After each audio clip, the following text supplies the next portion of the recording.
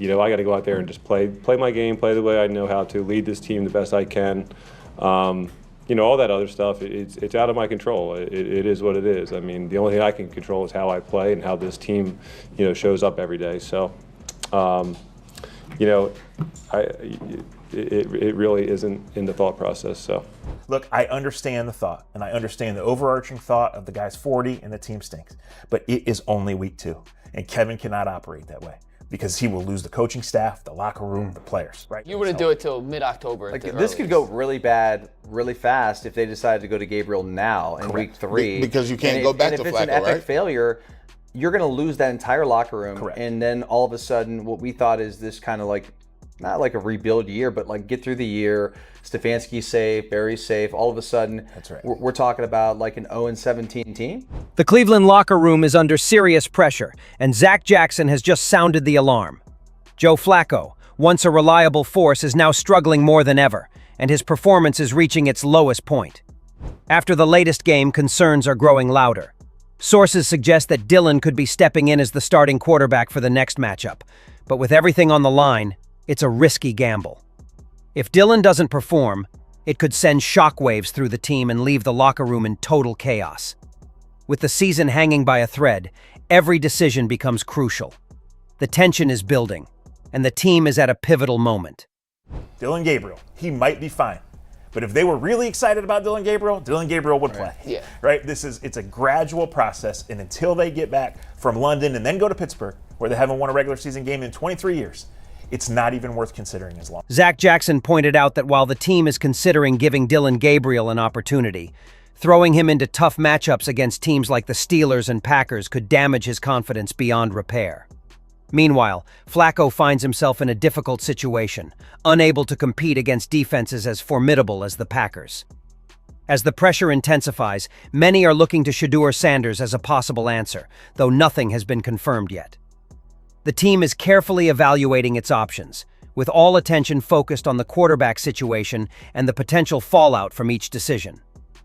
KevinStefanski also shared his thoughts following the Browns' loss to the Ravens, emphasizing the need for a thoughtful approach to player rotations. When asked about the potential inclusion of rookies, he hinted that the team might adjust their strategy and rotate players more strategically in upcoming games.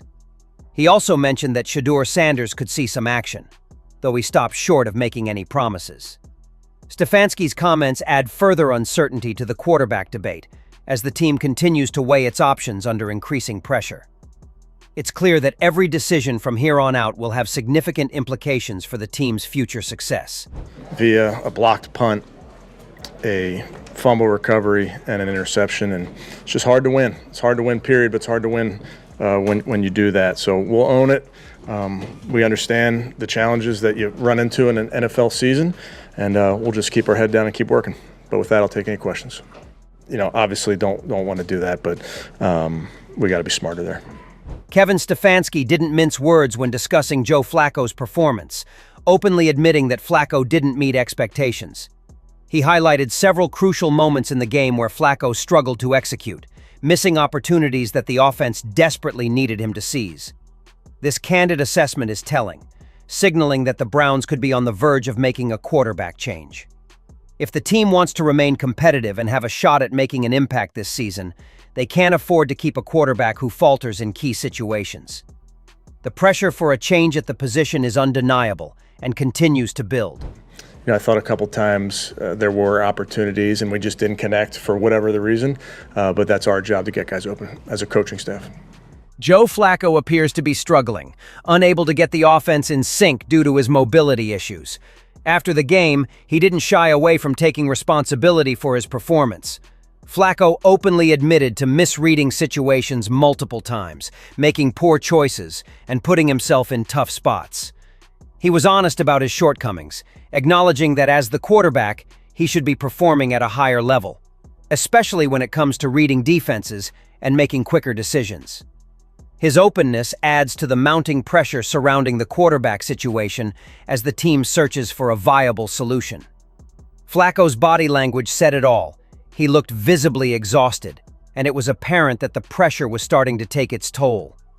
His frustration and stress were impossible to miss, leaving many to wonder how much longer he could handle the weight of the starting role. When asked about the possibility of being benched in the upcoming game, his response was telling. While he didn't directly confirm it, he seemed to accept his reality, acknowledging that the decision was out of his hands. Flacco expressed that he would keep leading the team to the best of his ability, but ultimately, whether or not he plays was no longer up to him. The uncertainty surrounding his future was clearly taking its emotional toll. I got to go out there and just play my game, play the way I know how to, lead this team the best I can. All that other stuff, it's out of my control. It is what it is. I mean, the only thing I can control is how I play and how this team, shows up every day. So, it really isn't in the thought process. So. The big question now is who will step up and take control of the quarterback position, especially as the team continues to struggle offensively. Analysts are starting to openly critique the Browns' offensive approach, with insider Ken Carman offering a blunt evaluation. He believes the team's issues go beyond individual players. It's the system itself that's broken. Carman highlighted that, with the current setup, the offense lacks the tools needed for success.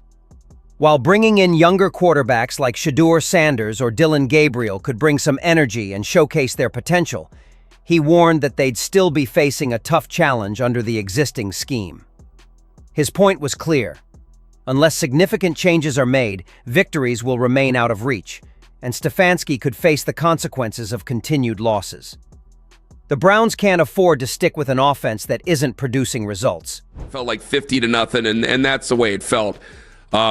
Offensively, it's just terrible, and they're wasting everything defensively. And what will happen here, because I don't know if they're going to get it fixed. I don't think they're going to get anything fixed offensively. You could put in Dillon Gabriel, or you could put in Shedeur for a different pace, flavor, seasoning. GM have signed extensions. They're not going anywhere. It doesn't matter. Anthony, I'm like, I could absolutely see. In conclusion, it seems increasingly likely that Joe Flacco will not be the starting quarterback for the upcoming game. His struggles and the growing pressure on him suggest that the team is ready to move on. But the options available aren't ideal. Dillon Gabriel, while a promising young talent, is still not fully prepared to take on the starting role, and throwing him into the mix could be risky for both his development and the team's performance. The potential for Shedeur Sanders to step in is intriguing, but with so many unknowns about his ability to handle the pressure and the system, it's clear that Stefanski should not rush to play him. The what-ifs surrounding Sanders make him a risky choice at this juncture, and it's crucial for the Browns to avoid further destabilizing the position. As things stand, it appears that the emergency quarterback may be the one to step in, though nothing has been confirmed yet. With the quarterback situation in flux, the team is in a critical position, and Stefanski will need to make a decision quickly. Until then, the uncertainty will continue to loom over the Browns, with no clear answer as to what's coming next. So, what do you think? Should the Browns stick with Flacco, or is it time for a change? Is Dillon Gabriel ready to take over, or would that be too much too soon?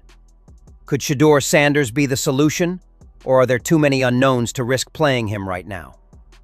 And if the emergency quarterback ends up taking the reins, will that be the spark the team needs, or will it only add more chaos?